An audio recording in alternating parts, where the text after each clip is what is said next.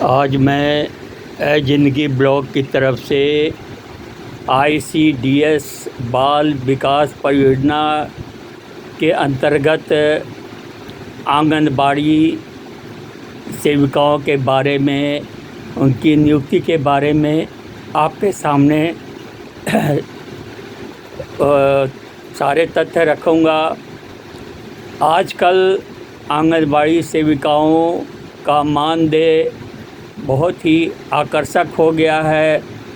उसके अलावा उनको विभिन्न प्रकार की सहूलियतें मिलती हैं और आंगनबाड़ी केंद्र में आंगनबाड़ी केंद्र के जो सुपरवाइज़र हैं उनके अधीन बहुत सारी आंगनबाड़ी सेविकाएं होती हैं, आंगनबाड़ी कार्यकर्ता होती हैं, जिनका काम है आंगनबाड़ी केंद्र के कार्यकलापों को नियमित और सुचारू रूप से चलाना। उसमें स्वास्थ्य सेवा, पौष्टिक आहार का वितरण, उसके अलावा बहुत सारे जैसे कि महिला जो गांव की महिलाएं हैं उनका जो है कि उनके बारे में सही जानकारी रखना। एवं आजकल तो आंगनबाड़ी सेविकाओं को जनसंख्या की जो गिनती होती है और इसके बाद स्वास्थ्य सेवाओं में भी और मतदाता पहचान पत्र बनाने में भी उनका उपयोग किया जा रहा है।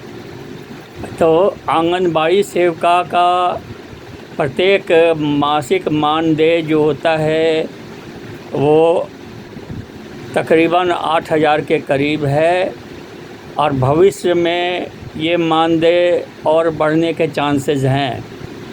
तो उनकी जो प्रमुख अधिकारी होती हैं वो CDPO होती हैं और एक CDPO के अधीन बहुत सारे पर्यवेक्षिका होती हैं और प्रत्येक पर्यवेक्षिका के अधीन बहुत सारे आंगनबाड़ी केंद्र होते हैं। तो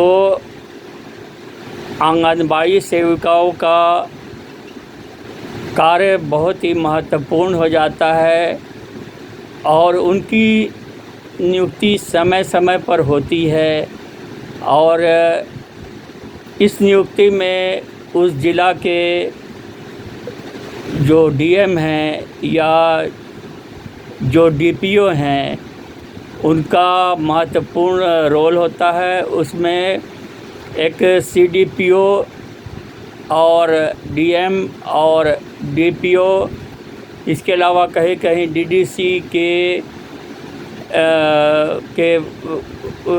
से मिल कर के एक इन अधिकारियों से मिला कर के कमेटी बनाई जाती है और आंगनबाड़ी सेविकाओं का साक्षात्कार ये कमेटी करती है, नियुक्ति करती है।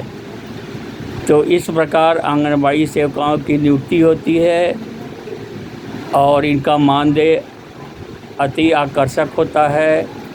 तो आप सबों से निवेदन है, जो छात्राएं हैं, यदि आपको मौका मिले तो आंगनबाड़ी सेविकाओं के लिए भी आप प्रयास कर सकती हैं।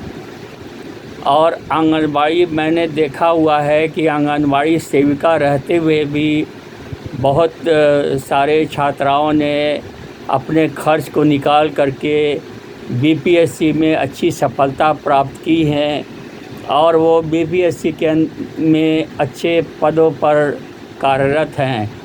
तो मेरे कहने का मतलब है कि छात्र छात्राओं को कि जहाँ भी आपको मौका मिले वहाँ आप कोशिश करके अपनी जगह बना लें ताकि आप अपना व्यक्तिगत खर्चे पर अन्य प्रतियोगी परीक्षा की तैयारी करें और उसमें सफलता प्राप्त करें। तो हमारे कहने का मतलब है कि आप बिना किसी अभिभावक पर किसी प्रकार के खर्चे का बिना दबाव डाले आप कहीं भी किसी भी पद में पहले अपनी जगह बना लें उसके बाद अन्य प्रतियोगी परीक्षाओं की तैयारी करें। मैंने देखा हुआ है, मेरी पत्नी खुद इंदिरा गर्ल्स हॉस्टल चलाती हैं। यहाँ पर अनेक बच्चियाँ आई और उन्होंने सब इंस्पेक्टर की तैयारी शुरू की, पर मेरिट में ना आ जाने के कारण उनको निराशा हाथ लगी। और जहाँ तक मुझे याद है कि बेगूसराय की 2 बच्चियों ने उनके बीच बहुत ही गहरी निराशा हो गई। उस समय मैंने उनको सलाह दी कि आप कांस्टेबल के पद के लिए आवेदन दें, और उन्होंने कांस्टेबल का पद के लिए आवेदन दिया।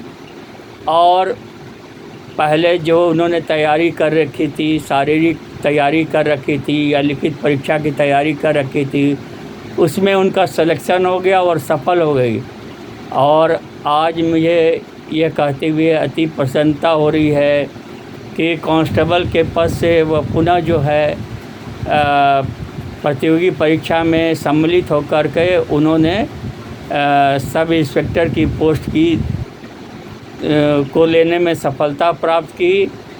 तो कहने का मतलब है कि प्रतियोगिता की इस दौड़ में आपको स्वयं के खर्चे को निकालने के लिए जहाँ भी मौका मिले वहाँ आप अपने आप को वहाँ नियुक्त कर लें, वहाँ पदस्थापित हो जाएं और उसके बाद अपने खर्चे पर अन्य परीक्षा की तैयारी करें। तो ये सारी बातें अति प्रेरणादायक है मेरे लिए भी और आप सबों के लिए भी। तो मैं सभी छात्र छात्राओं से अनुरोध करूँगा कि आने वाले भविष्य में एक से एक अच्छे आपके उज्जवल भविष्य के लिए वीडियो डाले जाएंगे। अतः ए ज़िंदगी ब्लॉग को आप लोग अधिक से अधिक देखें, सब्सक्राइब करें, लाइक करें एवं शेयर करें, ताकि हमारी हौसला अफजाई हो सके और हम और भी उत्साहित होकर अच्छे अच्छे वीडियो डालें। तो ए ज़िंदगी ब्लॉग से मैं सतीश दत्त तिवारी आपसे विदा लेता हूँ। धन्यवाद।